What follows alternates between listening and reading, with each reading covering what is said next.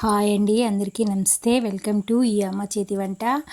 ఈ వీడియోలో అయితే మన ఛానల్ని చూసే ప్రతి ఒక్కరి ఆదరించిన ప్రతి ఒక్కరికి నా హృదయపూర్వక నమస్కారాలండి. ఈ వీడియోలో అయితే మనం చికెన్ ఫ్రై అయితే 1/2 kg చికెన్తో చికెన్ ఫ్రై ఎలా చేసుకోవాలో అయితే చూపించబోతున్నాను.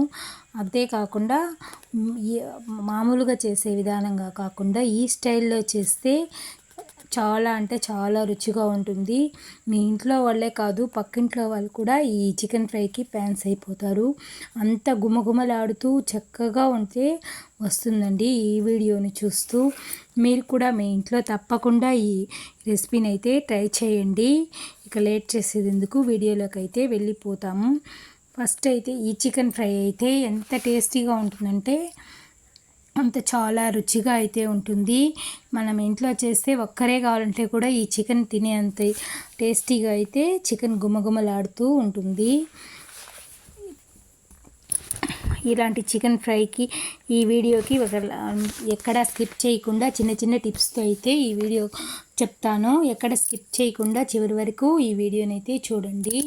కొత్తగా చూసే వాళ్ళైతే ఈ వీడియోకి ఒక లైక్ చేసి సబ్స్క్రైబ్ చేసుకోండి. లైక్ చేయడం మాత్రం మర్చిపోవద్దు. ఇప్పుడైతే నేను ఇక్కడ 1/2 kg చికెన్ అయితే 4 times వాష్ చేసి అయితే తీసుకున్నాను. ఇప్పుడు చివరిగా అయితే ఇందులో ఉప్పు వేసి వాష్ చేసుకొని ఒక బౌల్లో అయితే తీసుకున్నాను. దీనికి తగినంత కారం అయితే నేను కారం తక్కువగా ఉంటుంది కాబట్టి ధనియాలు వేస్తున్నాం కాబట్టి ఒక 2 స్పూన్లు అయితే కారం అయితే దీనికి తీసుకున్నాను. ఉప్పు తగినంత అయితే తీసుకున్నాను. మళ్ళీ హోమ్ మేడ్ మసాలా అంటే ఇంట్లోనే గరం మసాలాలతో తయారు చేసుకున్న మసాలా అయితే నా దగ్గర ఉంది.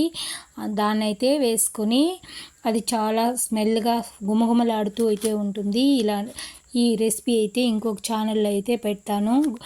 హోమ్ మేడ్ మసాలా, ఆ మసాలా అయితే 1 స్పూన్ అయితే వేసుకొని బాగా ఆయిల్ 1 స్పూన్ వేసుకొని ఇందులోనే పసుపు అయితే 1 స్పూన్ వేసుకొని బాగా మ్యాగ్నేట్ చేసి అయితే పెట్టుకోవాలి. ఇది ఒక 1/2 hour మ్యాగ్నేట్ అయితే చికెన్కి అయితే ఉప్పు కారం అన్నీ బాగా పడితే టేస్ట్ అయితే చాలా బాగుంటుంది. మనం మ్యాగ్నేట్ చేయడానికి టైం లేనప్పుడు మనం డైరెక్ట్గా కూడా చికెన్ ఫ్రై అయితే చేసుకోవచ్చు. ఈ విధంగా బాగా కలిపేసి మ్యాగ్నేట్ చేసి 1/2 hour అయితే పక్కకు ఉంచేస్తే చికెన్ అయితే బాగా మ్యాగ్నేట్ అవుతుంది, త్వరగా అయితే ఉడికిపోతుంది.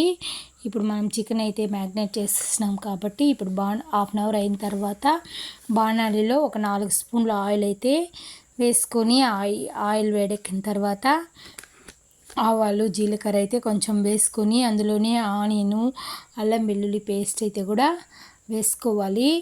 ఆనియన్ అల్లం వెల్లుల్లి పేస్ట్ వేసుకున్న తర్వాత మనం మ్యాగ్నేట్ చేసుకున్న చికెన్ అయితే అందులో అయితే వేసేవాలి. వేసేసి బాగా మిక్స్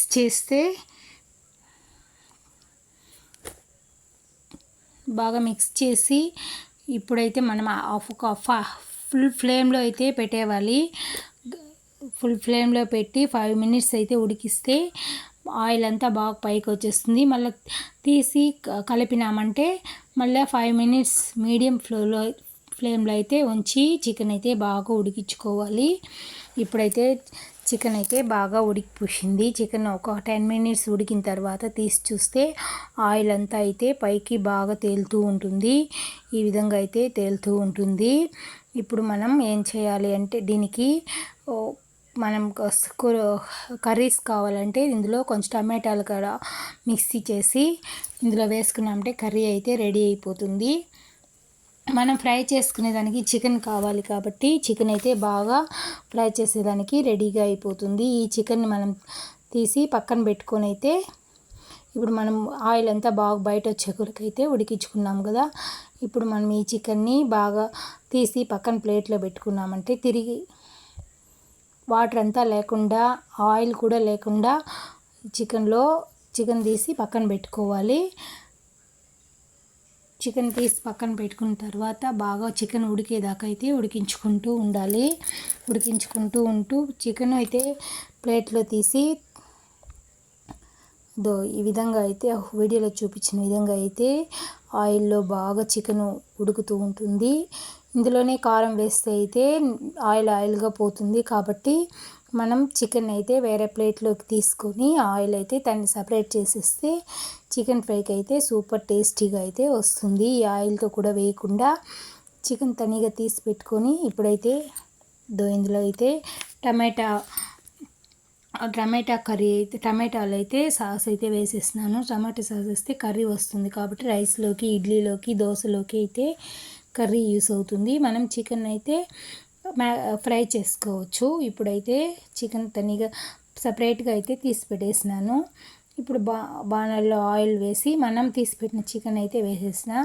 ఇందులో ఒక ఆచి మిరప్పొడి అయితే 1 స్పూన్ వేస్తే చాలండి, అది చాలా కారంగా ఉంటుంది. ఆచి కారం పొడి అయితే 1 స్పూన్ వేసిన, ధనియాల పొడి అయితే 1 స్పూన్ వేసినాను. ఆల్రెడీ ఉప్పు అయితే ఇందులోనే వేసేసినాం కాబట్టి ఉప్పు అయితే వేసుకోలేదు. ఇప్పుడు మనకి ఎంతో గుమగుమలాడే టేస్టీ అయిన చికెన్ ఫ్రై అయితే రెడీ అయిపోయింది. ఈ వీడియోని ఎక్కడ స్కిప్ చేయకుండా చూసినందుకు మీకు ధన్యవాదాలండి.